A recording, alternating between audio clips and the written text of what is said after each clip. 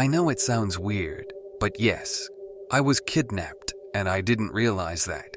The whole time, I was locked up in that dim, strange bedroom, waiting for my dad to come get me, but he never did.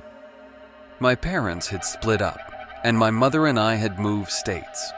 The arrangement was simple. I'd visit my dad every school holiday for a week. This particular visit, however, would be the one that changed everything. It all started innocently enough, or so I thought.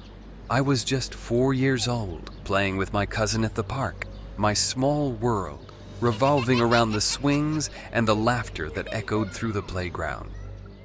I remember the moment the car pulled up. The man inside was familiar, one of my dad's friends. He called me over, and without a second thought, I ran to him, leaving my cousin behind. It seemed like an adventure. He asked if I could show him where my dad lived, and I, eager to be helpful, climbed into his car. My small hands gripped the seatbelt, my feet dangling above the floor as I gave directions with the confidence only a child could muster. I didn't notice that we weren't following them correctly. In truth, I barely knew the way myself.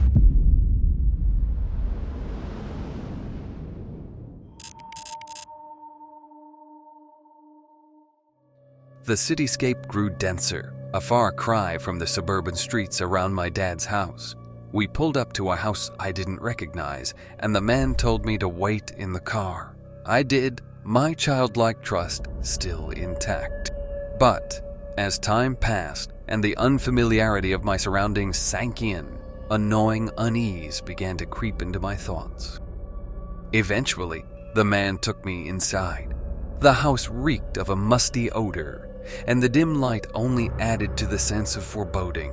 I remember the sight of 2 girls passed out on a threadbare couch, and when the man's eyes met mine and sent a shiver down my spine.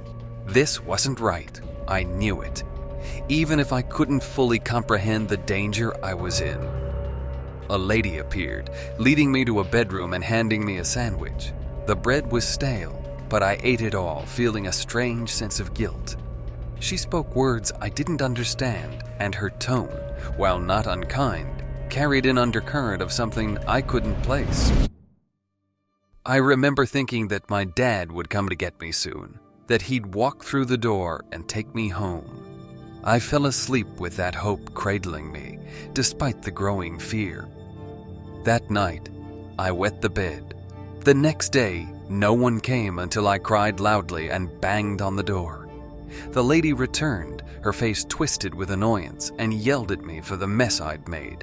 I asked about my dad. She said he was coming that night after work, but her words felt hollow. She didn't offer me a shower or a change of clothes, and I spent the day in my soiled pants, feeling the discomfort gnaw at me.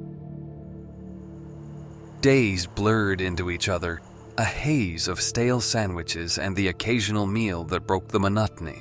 I wasn't there for months as my young mind had feared, but for 5 agonizing days. They let me shower once, a brief respite in the endless waiting. I didn't see my dad. I didn't see anyone I knew. I was alone, a small child lost in a world of strangers. One night, the door to the room burst open, startling me from my fitful sleep. The lady who had brought me stale sandwiches rushed in, her face a mix of urgency and nervous energy.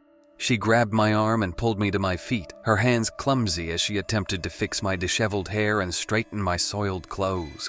Her behavior was strange, almost frantic, and my heart pounded with a mixture of hope and fear. We walked out of the room, and as we turned the corner, I saw a familiar face. My breath caught in my throat, anticipation and anxiety swirling in my chest. It wasn't my dad.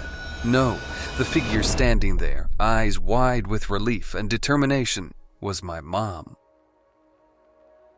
The overwhelming sense of safety washed over me, and I knew, in that moment, I was finally going home. You were probably wondering, how on earth did my mom find where I was and come get me?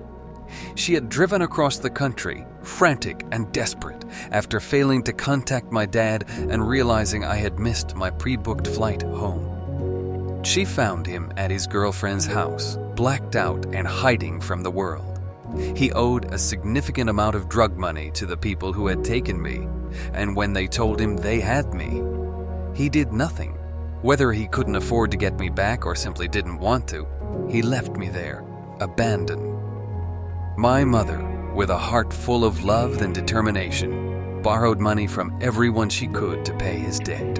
She came to get me. When someone entered the room to tell me my mom was there, I remember walking out, smelling her perfume, and feeling an overwhelming sense of relief. It was the best feeling, the return of safety and warmth. She took me home, and I didn't see my dad for a long time after that. She never called the police, a decision I now understand. Their relationship was complicated, a web of emotions and history that I couldn't grasp as a child. I'm okay now. Therapy helped me process those memories, to come to terms with the things I went through. But it remains a profoundly disturbing episode from my childhood, one that shaped me in ways I'm still discovering.